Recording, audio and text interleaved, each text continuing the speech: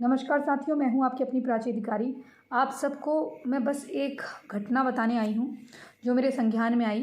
ये केरल का वीडियो था या दक्षिण भारत में केरल या तमिलनाडु कहीं का वीडियो था। ये दक्षिण का ही वीडियो था क्योंकि मैंने क्लैरिटी से भाषा नहीं सुनी, उतनी क्लियर नहीं थी, लेकिन मुझे केरला का ज़्यादा लग रहा था वो वीडियो। कर्नाटक का, तो कन्नड़ बोली जा रही थी ऐसे। तो उसमें एक अजीबोगरीब मामला सामने आया। हो सकता है कि आपके सामने से आपकी बहन, बेटी, बहू जाती हो लेकिन आपको पता नहीं चलता हो। ये मुसलमान लड़कियां इनसे दोस्ती करने के बाद अपने बैग्स में एक्स्ट्रा बुरखे लेकर आ रही हैं और इनको वहाँ से ले जाती हैं, इनकी हेल्प करती हैं और अपने भाइयों से या अपने रिश्तेदारों से इनके अफेयर चलवाने में मदद करती हैं। जैसे, अरे उस्मान भाई पूछ रहे थे तुम्हारे बारे में।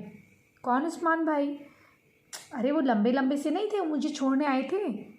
अच्छा, पूछ रहे होंगे, ओके। फिर एक दिन लड़की के दिमाग में कुछ आ गई बात, तो उसने बोला क्या पूछ रहे थे उस्मान भाई मेरे बारे में? ऐसी तुम अच्छी लगती हो बोल रहे थे, और वैसे समीर भाई भी पूछते हैं तुम्हारे बारे में। अब तुम्हें समीर भाई पसंद है कि उस्मान पसंद है? तो लड़की कहेगी मैं ऐसे चक्करों में नहीं पड़ती। बोली फिर भी एक चॉइस तो होती है, बताना यार क्या चॉइस है तेरी? समीर ठीक लगता है, उस्मान थोड़े बड़े हैं ना, समीर ठीक लगता है। नंबर ला के दूँ? नंबर लाओ, बात करी? नहीं, मैं नहीं करती बात, मुझे नहीं करनी, मुझे इन चक्करों में नहीं पढ़ना है, मुझे अपना 10th का पेपर देना है, मैं इन चक्करों में नहीं पढ़ती। अरे कर ले, 10th के बाद थोड़ा सीरियसली कर लेना, अभी नॉर्मल बात कर ले, एक्सचेंज टॉक, जस्ट टॉक यार, जैसे हम बात करते हैं लड़के लड़कियां वैसे बात कर। यार लोग क्या कहेंगे? अरे किसी को पता नहीं चलेगा ना। मैं एक काम करूँगी, भैया बहुत पैसे वाले हैं, मैं उनसे बोलूँगी तेरे को एक मोबाइल दे दे, और जो तेरे घर वाला मोबाइल है ना उसमें तेरे मम्मी पापा चेकिंग करते हैं, तो चेकिंग वगैरह नहीं होगी। और अगर मान ले कुछ अगर अच्छा हो गया तो घूमने जाना होगा तो कैसे जाएंगे, उसका भी मेरे पास प्लान है। मैं तेरे लिए एक्स्ट्रा ड्रेस लेकर आ जाया करूँगी, तो बुर्खा पहन के मेरे साथ चलना, किसी को पता नहीं चलेगा, एंजॉय करेंगे, खूब खाना पीना खाएंगे। यार मुझे तो खाना पीना बहुत अच्छा लगता है। लड़की उसके मन में, अब क्योंकि गलत बातों में लड़कियाँ ज़्यादा पड़ती हैं, कोई पकड़ लेगा तो? कोई नहीं पकड़ेगा, इट्स माई गारंटी। बुर्खा पहना है तूने, कहाँ से? तभी तो बुर्खा इज़ द बेस्ट हाँ यार, इसके फिर कहती है कहीं मुझे डर लग रहा है, तो कहती कल ट्राई करे क्या? कल खाली देख, जैसे मैं बहन हूँ, तू भी बहन बन के चल, अभी बहन बन के चल, हमारे बात सब नहीं मानती। तो लड़की कहेगी यार पीरियड बंक नहीं करना, चल फिर भी एक बार देखते हैं, कल हम जल्दी चले जाएंगे। तो लड़की उसके साथ छुट्टी के बाद चले जाती है, वहाँ रेस्टोरेंट में बैठती है, खा पी के आती है, उसको चस्का लग जाता है। वो कहती है यार बड़े अच्छे हैं भैया, हमको खिलाते पिलाते हैं, बिल देते हैं, कोई हमें पहचान ही नहीं पाता। तो बुरखे की आदत हो गई, उसे ये पता नहीं है कि बुरखा आगे चल के उसके लिए किस जंजाल का कारण बनेगा। फिर ऐसी कॉन्फिडेंस में आके उसको अपने घर ले जाएगी। घर ले जाने के बाद या तो उसका बलात्कार करवा सकती है वह नशीले पदार्थ खिला के, या उसी दिन उसका हैप्पी बर्थडे करवा देगी कि अभी तू निकाह कर, अब तूने ये हो गया, अब तू इस्लाम कबूल, अब तू घर में मत बताना, लेकिन तू धीरे धीरे कबूल ले। आपको पता है ना जो मुकबदिर बच्चों का भी हुआ था, ऐसे ही स्कूल में ही धर्मांतरण कर दिया था, और वो कहते थे घर वालों के साथ चुपचाप रहो, एक दिन जब आएगा वक्त हम तुम्हें बुलाएंगे तो उस दिन फाइनली तुम आ जाना। तो ये तरीके होते हैं।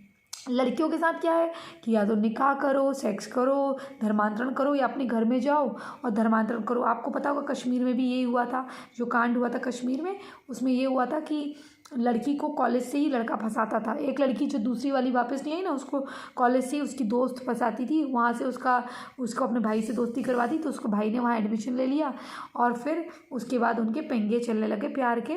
उसके बाद वो लड़की उसी के साथ बुर्का पहन के उसी तरह से छुप छुप के मिलने लगी, धीरे धीरे उसको आदत हो गई।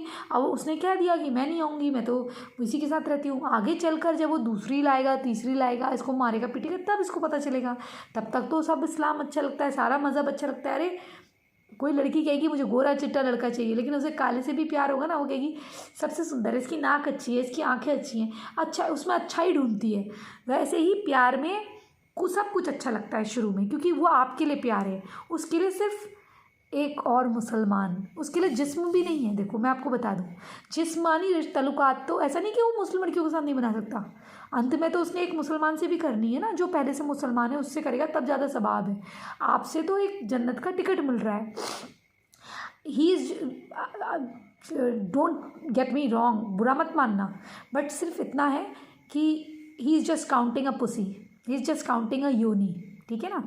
ही इज़ जस्ट काउंटिंग कि how many pees he has fucked, उसने कितनी लड़कियों के साथ ये किया है, बस इतना है मामला। वो तुम एक काउंटिंग हो, बस उसके लिए 1 2 3 4 काउंटिंग हो। लेकिन बाद में वो एक असली मुसलमान लड़की से भी करेगा। हाँ, तुम दीन में बहुत अच्छी हो गई, उसकी सारी शर्तों पे मान गई, वो 4 बोले तो 4 ले आई, उसके साथ फंसाने का भी काम करो और फिर नमाज भी पढ़ रही हो, सब कुछ अच्छा कर रही हो, तो जाके हो सकता है 1% की तुमको और बीवियों से थोड़ा सम्मान दे दे। लेकिन तुम एक जन्नत का टिकट थी, 7 खानदानों को सवाब का टिकट थी, बस इतना है। अगर वो तुम्हारे साथ संभोग करके, सेक्स करके भी तुम्हें छोड़ देता है तो भी एक उसको जन्नत का टिकट मिला, और अगर वो तुम्हें धर्मांतरण कर देता है और फिर छोड़ देता है तो भी जन्नत का टिकट मिला। ऐसा नहीं कि सारे धर्मांतरण वाली लड़कियों के साथ निकाह ही करते हैं, कई बार उनके पास बेटर चॉइस होती है। अभी एक लड़की शामली है, एक लड़की प्राची है, अगर उसको लगेगा कि शामली खूबसूरत है या प्राची खूबसूरत, तो लगेगा प्राची ज़्यादा सुंदर है, तो वो प्राची पे फोकस करेगा, इसको लात मार देगा भी, इसके साथ सब कुछ कर देगा, लेकिन इसको लात मार देगा, बोलेगा बेबी देखो मैंने इसको तुम्हारे लिए छोड़ा है, वो तुम्हारे लिए ऐसी 100 कुर्बान, मेरे को तुम ही होना है। तो ये सब होता है इनके वहाँ। तो उस लड़की का जब मैंने वीडियो देखा तब मुझे कई बातें याद आई कि कुछ लड़कियां ऐसी बुर्का पहन के घूमा करती थी, उसके बाद उनकी ज़िंदगी तबाह हो गई। एक लड़की मेरी क्लासमेट थी, मैंने उसका रिसेंटली फ़ोटो देखा मुझे इतनी हंसी आई। मुझे वो अंग्रेज़ एंग्लो क्रिश्चियन थी, एक वही लड़की थी जिसने मुझे हराया था रनिंग में। मैं रनिंग में बहुत अच्छी हूँ, टच गोल्ड थी बोल सकते हो, या अच्छी हूँ, इतनी अच्छी हूँ या अब नहीं मालूम, सारे सेक्शंस में फर्स्ट आती थी। मैं रनिंग बहुत अच्छी करती थी, फास्ट रनिंग, और बहुत गलत करा मैंने। मुझे जब जूडो फेडरेशन के एक अच्छे चीफ मिले थे और मेरे अच्छे मित्र बने, तो उन्होंने मुझसे कहा भी तुम्हें अगर ये खेल में रुचि थी, मेरी खेल में बहुत रुचि थी, खेल, मिलिट्री, आर्मी, पुलिस, इसमें बहुत रुचि थी, मुझे गाइड करा गया होता तो मैं उसमें ज़रूर जाती। तो हालांकि मैं फिल्में शौक़ के तौर पे करती, अभी जैसे कर रही हूँ, तो अच्छा काम आए। तो वो लड़की ने मुझे हराया था। मैंने उसका नाम टाइप करा, देखा, मैंने कहा है एक बच्चा 5 साल का, एक 2 साल का, एक 3 साल का, ऐसा वो बच्चे हैं, मतलब लगभग छोटे छोटे उसके 3 बच्चे हैं, एक पेट में है। और वो लड़की जो इतनी स्कर्ट पहना करती थी सेंट पॉल्स में, इतनी, और बिल्कुल गोरी अंग्रेज़, क्योंकि वो एंग्लो इंडियन थे, उसकी मम्मी तो बिल्कुल ही खैर अंग्रेज़ थी। प्राची बेटा तू किधर जा रहा है, तू इधर नहीं आ, ऐसे बात करती थी। और ये लड़की, मैं इसका नाम नहीं बोलूँगी, हो सकता है मुझे देखे क्योंकि मेरी फेसबुक में मैंने उसे ऐड करा था, उसने दाढ़ी वाले मुसलमान से शादी करी है। वो बिल्कुल जो स्टैंडर्ड की थी वो बिल्कुल निम्न तबके में रहती है, बिल्कुल। मैं हैरान हो गई, जो मतलब मैं उसका नाम नहीं लूँगी, जो इतनी हाई फाई लड़की थी, उसकी ज़िंदगी देखो, इतना बच्चा और पेट में बच्चा। और बच्चों ने काला कूला लगा रखा है पूरा, मतलब काजल हमारे वहाँ भी लगाते हैं, लेकिन जो ऐसे उनके वहाँ लगाते हैं सुरमा टाइप का, वो लगा रखा है, पति के साथ खाट में बैठी है और ऐसे वो अंग्रेज़ी बोलने वाली इतनी अच्छी खासी। भाई इसका हाल ऐसा हो गया, तो लड़कियों सावधान हो जाओ। एक लड़की जो मेरी क्लासमेट थी और वो मुझसे बड़ी थी, वो लड़की, क्योंकि फेलियर्स जैसे आते हैं ना, वो उसको काफ़ी अकल थी उस लड़की को, और उसका भाई भी ऐसे ही फेलियर था, वो मेरी बहन से भी सीनियर था, काफ़ी सीनियर।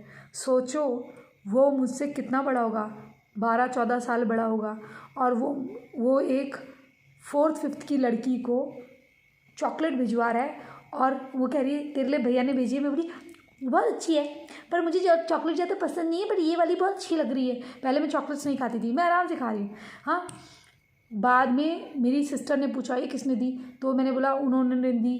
तो मैंने बोला भैया बहुत अच्छे हैं, तो उसने बोला भैया अच्छे नहीं हैं, वो एक नंबर का कमीन का पट्टा है, वो इतना बड़ा है, वो तुझे चॉकलेट क्यों भिजवा रहा है। अब मुझे क्या पता, मेरे को क्या कर, लेकिन मेरी बहन ने फिर उसकी बहन का इलाज करा कि तू ऐसे बच्चों को चॉकलेट भिजवा रहा है, तेरी औकात तो हम पहले से जानते हैं स्कूल से, और तू इसके साथ ये खेल कर रहा है।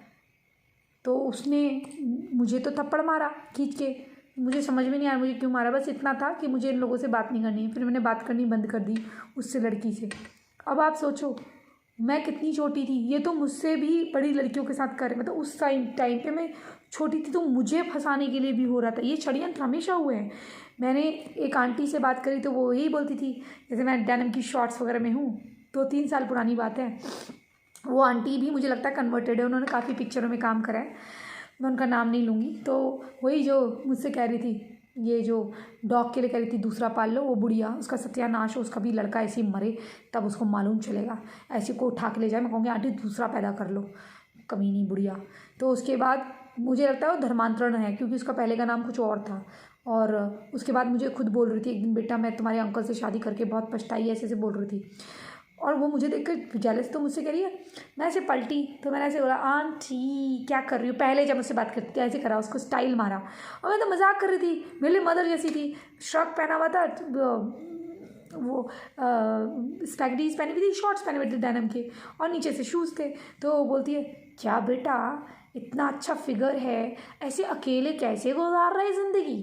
तो मैंने कहा आंटी मुझे तो ऐसे अच्छा लगता, अकेले मैं अपने लिए अच्छी बन रही हूँ, अपने लिए सेक्सी लग रही हूँ, अपने लिए क्यूट लग रही हूँ, क्या प्रॉब्लम है मुझे जब कोई मिलना होगा तब अच्छे से करूँगी, वरना नहीं करूँगी, कोई बात नहीं, मुझे अकेले बहुत अच्छा लगता है। अगर कैसे बोर नहीं होते। एक दुबई में अब्दुल है, उससे कॉन्ट्रैक्ट मैरिज कर लो, उसके दिमाग में देखो वो कैसे फंसाना, ये ऐसे ही फंसाते हैं। क्योंकि मैं